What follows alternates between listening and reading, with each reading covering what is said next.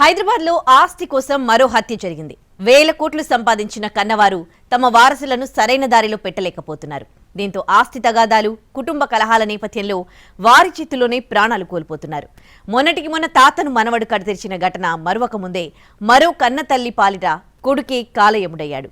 విచక్షణారహితంగా కత్తితో దాడి చేశాడు. నవమాసాలు మోసి అల్లారు ముద్దుగా పెంచుకున్న కన్న కొడుకే ఆ తల్లి పాలిట యముడయ్యాడు. విచక్షణ మరిచి కన్న తల్లినే కర్కశంగా నరికి చంపేశాడు దుర్మార్గుడు. ఈ ఫోటోలో ఉన్న వ్యక్తి పేరు కార్తిక్ రెడ్డి. హైదరాబాద్ శివార్లో తెల్లాపూర్లోని ఓ గేటెడ్ కమ్యూనిటీలో నివాసం.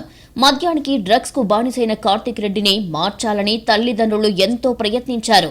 కానీ వారి వల్ల కాలేదు.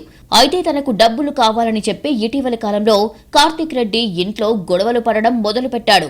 డబ్బులిచ్చేది లేదని చెప్పడంతో గొడవలు పెద్దవయ్యాయి. తన వాటాగా వస్తున్న ఆస్తి మొత్తం రాసివ్వాలని తల్లిదండ్రులపైన ఒత్తిడి తెచ్చాడు. వాటా ఆస్తి ఇచ్చే ప్రసక్తి లేదని తల్లిదండ్రులు తెగేసి చెప్పారు. దీంతో తల్లిదండ్రులపై కోపం పెంచుకున్నాడు కార్తిక్ రెడ్డి. అంతేకాదు, ఆస్తిలో వాటా రాసివ్వకుండా తల్లి అడ్డం పడుతుందని భావించాడు. ఈ నేపథ్యంలో ఇంట్లో పడుకుని ఉన్న తల్లిపై అతి కిరాతకంగా దాడికి తెగబడ్డాడు.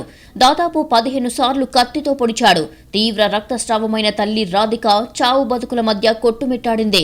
దీంతో ఇంట్లో వాళ్లు వెంటనే రాధికను పక్కనే ఉన్న ఆసుపత్రికి తరలించారు. అప్పటికే రాధిక చనిపోయినట్లు వైద్యులు నిర్ధారించారు. తల్లిని పొడిచి చంపి పారిపోయిన కార్తిక్ రెడ్డి కోసం పోలీసులు గాలిస్తున్నారు.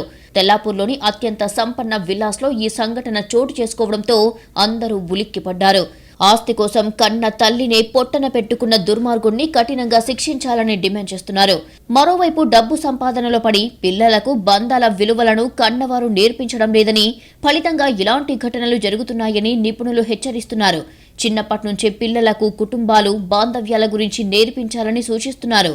డబ్బు సంపాదనలో పడి వీటిని నిర్లక్ష్యం చెయ్యవద్దంటున్నారు.